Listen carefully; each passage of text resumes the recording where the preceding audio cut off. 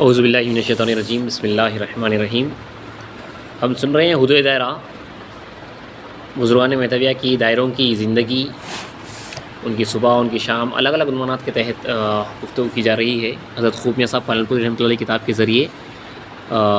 دوسرا باب شریعت کی عظمت پاسداری پہ ہے، اس میں نماز کی پاسداری، تکبیر اولیٰ کی اہمیت، اس کی حفاظت، اس کے بعد پھر جماعت کی نماز کی اہمیت، نماز کی کشف ممانعت اور دیگر چھوٹے چھوٹے عنوانات کے بعد ایک دوسرا عنوان صبح کی نماز اچھی روشنی میں پڑھی جاتی، یعنی فجر کی نماز ہمارے پاس ہمارے دائروں میں اچھی روشنی میں پڑھی جاتی، یہاں تک کہ جو ہے مصلی نظر آنا، بالکل اندھیرے میں ہمارے پاس نماز نہیں پڑھی جاتی۔ ثانی مہدی رضی اللہ تعالیٰ عنہ، آپ لکھ رہے ہیں کہ ثانی مہدی بندگی میں سید محمود رضی اللہ عنہ کے دائرے عالیہ میں، بندگی میں شاہ دلاور رضی اللہ تعالیٰ عنہ، بندگی میاں ملک محمود، بندگی میاں سلام اللہ، بندگی میاں یوسف، بندگی میاں بھائی مہاجر، میاں حیدر شاہ، بندگی میں شاہ نظام، میاں آدم سندھی، میاں نظام غالب، میاں دولت شاہ، میاں محمود، میاں علی میاں، میاں سومار، میاں خنشیک، میاں ہندوستانی اور میاں فرید رضی اللہ عنہ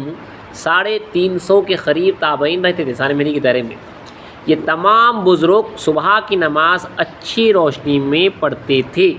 اسی طرح بندگی میں سید خنمیر، بندگی میں شاہ نعمت، بندگی میں شاہ نظام، بندگی میں شاہ دلاور رضی اللہ عنہم بھی اچھے اجالے میں نماز فجر پڑھتے تھے۔ مطلب جو ہے ہمارے پاس فجر کا نماز کا وقت سٹارٹ ہوتی فجر نہیں پڑھتے، تقریباً جو ہے طلوع سے ایک آدھا گھنٹہ یا 20-25 منٹ پہلے نماز فجر پڑھی جاتی، یہاں تک کہ آسمان پھٹنا اور اتنی روشنی آنا کہ آپ کے مصلی نظر آئے، اس روشنی میں نماز فجر پڑھی جاتی تھی۔ ثانی مہدی کے دائرے کا بالخصوص یہ عمل رہا ہے۔ بعد کے دور کے آپ کو روایت بعض ملتی ہے سید ختم شد رضی اللہ عنہ اور خاتم کار کے پاس کے اندھیرے میں نماز پڑھی جانے کی، لیکن اوپر کا جو مسلک معلوم ہو رہا ہے، آپ جو لکھ رہے ہیں کہ صحابہ کے پاس فجر کی نماز اچھی روشنی میں پڑھی جاتی، طلوع سے پہلے ایک 20-25 منٹ پہلے یا آدھا گھنٹہ پہلے، اسے زیادہ پہلے نہیں پڑھی جاتی تھی، ایک آدھا گھنٹہ پہلے ثانی مہدی کے دائرے میں نماز فجر پڑھی جاتی تھی۔ تو نماز کے درمیان یہ گفتگو آئی تو حضرت نے یہاں پہ ایک عنوان بنا دیا۔ اس کے بعد نماز تہجد کی اہمیت، حضرت لکھ رہے ہیں کہ سیدنا مہدی علیہ السلام فرماتے ہیں اگر ولایت کا فیض چاہو تو تہجد کی نماز پڑھو۔ صاف صاف اسلام کا فرمان ہے، ولایت کے فیض کے واسطے نماز تہجد اسلام نے فرمایا ہے کہ اگر ولایت کا فیض چاہو تو تہجد کی نماز پڑھا کرو۔ گروہ مقدسہ میں، آگے مصنف لکھ رہے ہیں کہ گروہ مقدسہ میں نماز تہجد کی عظمت اس قدر وسیع ہوئی تھی کہ کوئی دائرہ ایسا نہ تھا جہاں مرد تو مرد، عورتیں اور بیویاں بلکہ باندیاں بھی نماز تہجد نہ پڑھتی ہوں، ایسا دائرہ ہی نہیں تھا۔ مرد بھی پڑھتے، عورتیں بھی پڑھتے اور باندیاں کام کرنے والیاں بھی جو ہے نماز تہجد پڑھا کرتی تھی۔ کوئی معمولی بات نہیں کیجیے، کیونکہ اب ولایت کا فیض ہے، اب کون نہیں چاہیں گا ولایت کا فیض چاہیے، میں اسلام فرما رہی ہوں ولایت کا فیض ہونا تو نماز تہجد پڑھو۔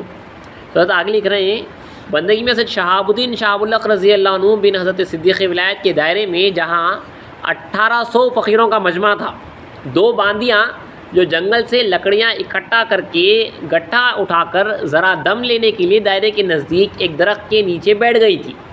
باتوں میں ایک باندی دوسری باندی سے کہنے لگی خدا کے فضل سے میری نماز تہجد عمر بھر میں ایک وقت بھی قضا نہیں ہوئی۔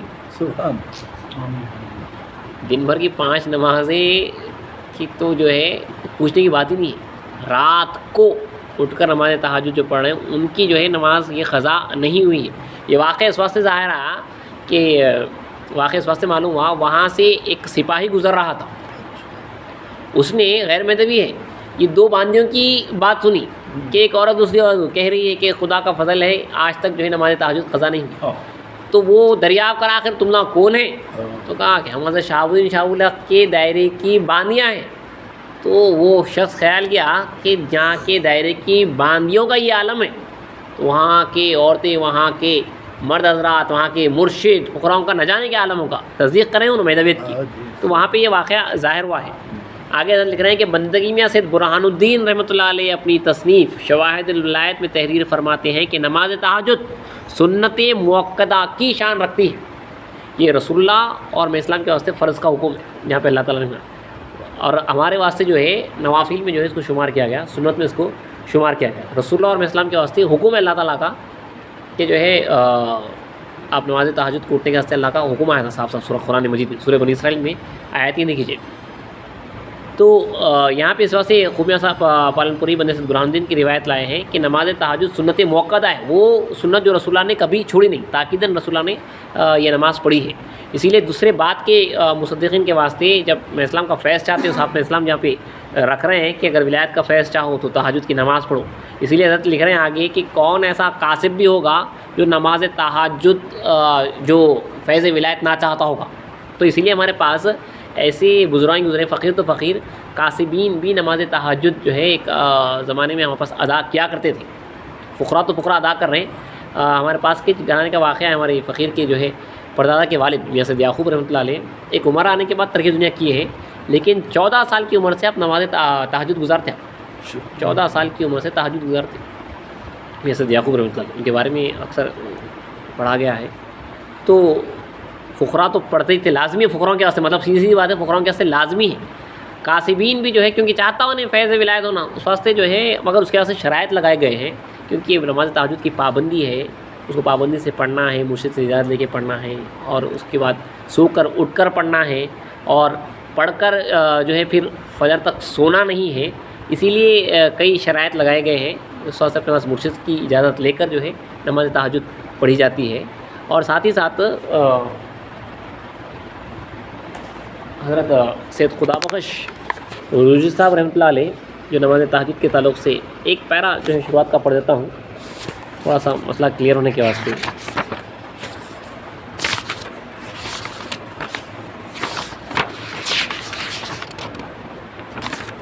آپ نماز تہجد کے تعلق سے لکھ رہے ہیں کہ جیسا کہ اللہ کا حکم ہے کہ وَمِنَ اللَّيْلِ فَتَهَجَّدْ بِهِ نَافِلَةً لَكَ، اللہ کا حکم ہے اور رات کے کچھ حصے میں تہجد پڑھ یہ تیرے لیے زیادہ ہے. تو حضرت لکھ رہے ہیں کہ مطابق اس حکم کے نماز تہجد کی ادائی حضرت نبی کریم صلی اللہ علیہ وسلم پر واجب ہوئی، اور حضرت کی اجازت سے صحابہ نے یہ نماز بنیت مطابق نبی ادا کی. پھر حضرت مہدی موعود علیہ السلام پر یہ نماز اسی حکم کی بنا پر حکم خدا سے واجب ہوئی، اور آپ کی اجازت سے آپ کے صحابہ نے بنیت مطابقت المہدی الموعود یہ نماز ادا کی. اسی لیے اس نماز کی ادائی کے لیے اجازت کا حصول شرط ہوا ہے، کیونکہ یہ حکم ہوا تھا رسول اللہ اور اسلام کے واسطے. اب اگر کوئی دوسرا پڑھنا ہے تو ان سے حکم لینا.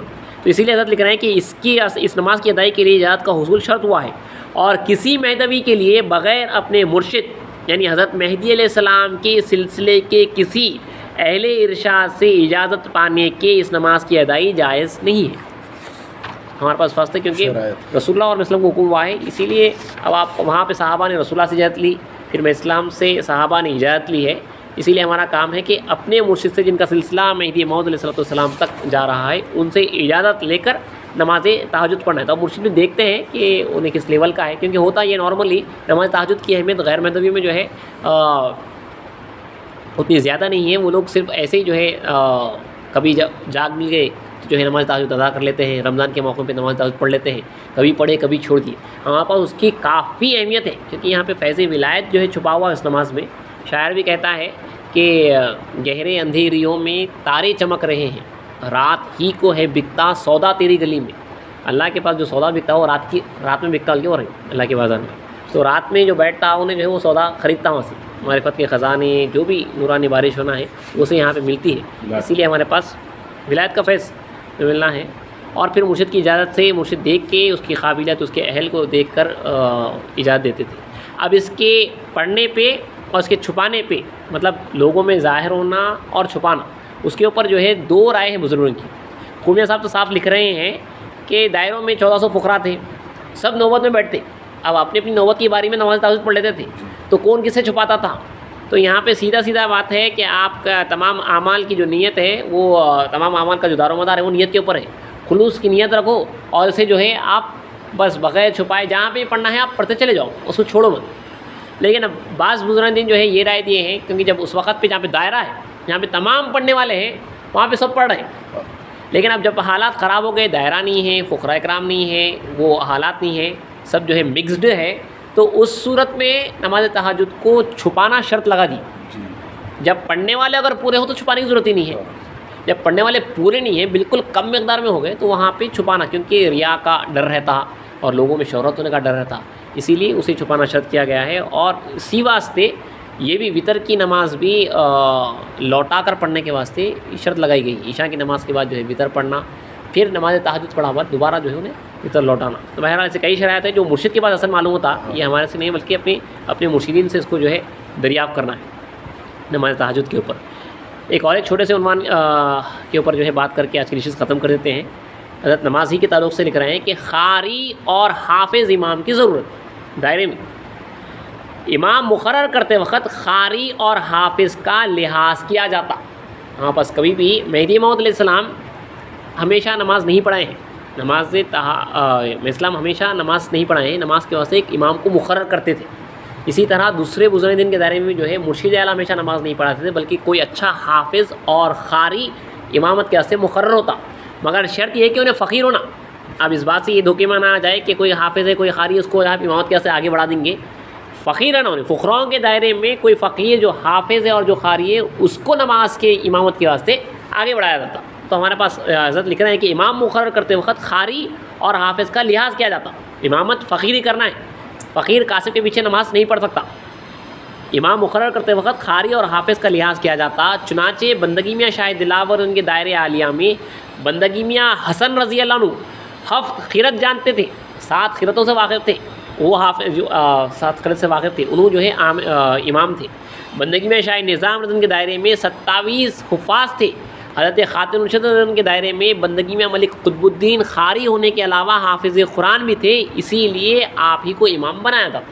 تو ہمارے پاس فقراء کرام میں جو حافظ ہے جو قاری ہے اس کو امامت کے واسطے جو ہے آگے بڑھایا جاتا تھا، بلکہ جو ہے اسے مقرر کیا جاتا تھا۔ مرشد اعلیٰ بڑے خاص موقعوں پہ جو ہے امامت کرتے تھے، بحریان کے موقع پہ، لیلۃ القدر کے موقع پہ مرشد اعلیٰ امامت کرتے تھے، ورنہ عام طور پہ فقراء کرام میں جو اچھا حافظ ہے جو قاری ہے اس کو امامت کے واسطے آگے بڑھایا جاتا تھا۔ تو ہمارے پاس رہا یہ بہترین قرات بھی فقراء کرام گزرے ہیں، لیکن جب 7 قرتوں سے واقف ہیں، 7 قرتوں کے جو ہے حافظ ہیں، ایسی بڑی بات ہے۔ ہمارے دائروں میں جو ہے حفاظ بھی رہے ہیں، قاری بھی رہے ہیں، فقیرت بھی، اسی کی جو ہے امامت کی جاتی تھی۔